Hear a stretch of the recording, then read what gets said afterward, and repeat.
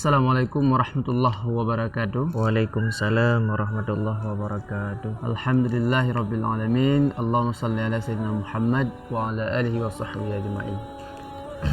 Yang kamu muliakan guru kamu yang banyak hadir di sini Tengku Zulfahmi dari Birin. Jadi muno bacut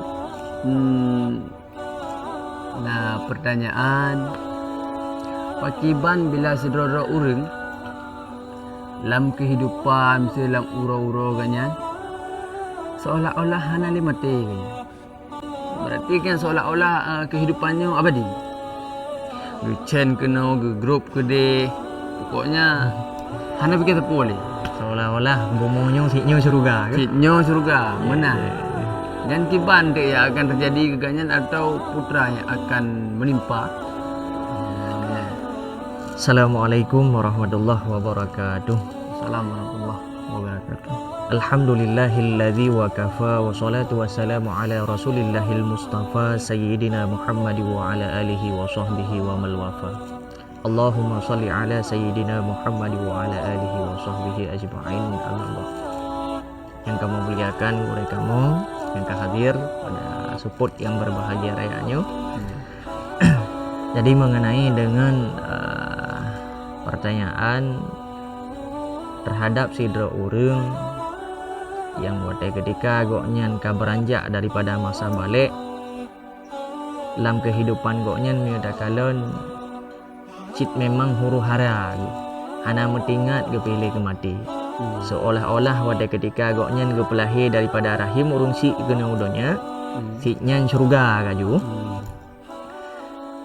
Maka menyatakan guru dalam kitab Tanbihul Ghafilin ya hinan pegah man nasiya anil mauti uqiba bisalasatil asya.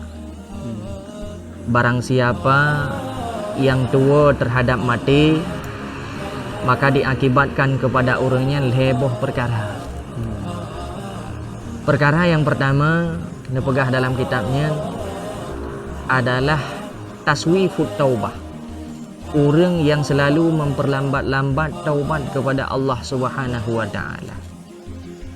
Sehingga timbul dalam anggapan higoknya memang merasa salah terhadap Allah. Tapi higoknya untuk bertaubat kepada Allah Subhanahu wa taala gepentrik-pentrik. Bah singa, lusa. Lagi ya? Jadi karena laginya ke timbul dalam ati ke maka orangnya salah satu terhadap orang yang katua kepada mati.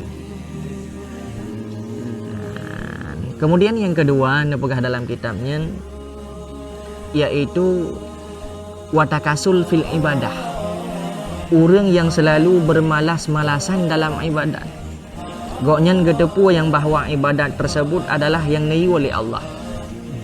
Ibadat tersebut sehingga akan ditanya oleh Allah Subhanahu wa taala kepada orangnya apakah nak kapabut ibadat pada ketika idonya ataupun hana akan ditanya oleh Allah. Umur yang ditanya pakai akan ditanya oleh Allah. Harta yang tanya pergunakan juga akan dihisap oleh Allah Subhanahu wa taala. Bandum akan disoalkan dan ditanya. Maka oleh karenanya dikala orangnya untuk gekemuk puput kepada ibadat merasa berat sang lam hati. Hanibi le badan pada ketika berbuat ibadat kepada Allah Subhanahu wa taala. Merasa bu'a dalam hati untuk meningkatkan rasa ketakwaan dan rasa beribadat kepada Allah. Ya, dan yang kedua, timbullah rasa bu'a. Maka kawatannya dia dalam keadaan gesiksa, hana teh. Maka oleh karenanya ia merupakan ciri-ciri yang kedua terhadap orang yang memang katua kepada mati. Yang ketiga, yang kedua adalah watarku bil kafaf. Orang yang kedua syukur kepada Allah Subhanahu wa taala. Berarti termasuk salah satu daripada orang yang kedua kepada mati yaitu meninggalkan syukur. Nyata kalian orang yang dumna orang gejuk harta berlimpah-limpah. Hansip. Gejuk si uro kadang-kadang peng orang yang tertuh rebe hansip. Lah keduar tu. Jadi mono pinya ya. Ya, kena tadi. Syukurnya memang berat. Jadi untuk bertanya mesti semangat. Ini cara. bertimoh mesti syukur memang ni tengah dia bersyukur yang betul tapi italim dia yang kebanjaran dia bercondong kepada syukurnya. Baik bimbang dah mestinya baik tak fikir igok bah. Tengok syukur yang boleh kenyang aja. Baik je pakai betul nak masalah. Mangat timoh rasa syukur dalam hati. Nepegah le Nabi salah satu orang bahagia yang mendapat bahagia di dunia fit dunia wal akhirah adalah orang yang dikalon dalam urusan dunianya ke bawah diarahkan pandangan. Maka sehingga timbul dalam hati itu rasa syukur. Igop yang kai iblau moto alhamdulillah ilung ilung blau Honda.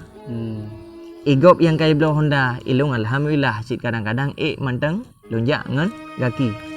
Pakon karena sebahagian daripada saudara goknyan mungkin saja kagejuk oleh Allah Subhanahu wa taala, kagecabut nikmat dengan kagejuk kepada orang yang lumpuh.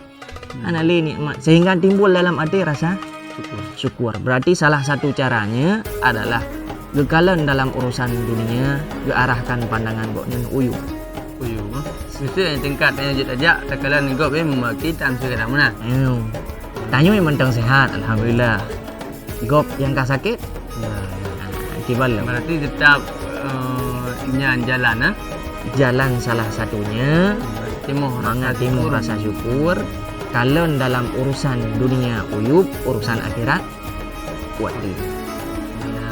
Yang berarti siksa yang gejuk oleh Allah kepada kita ini tua kematian heboh.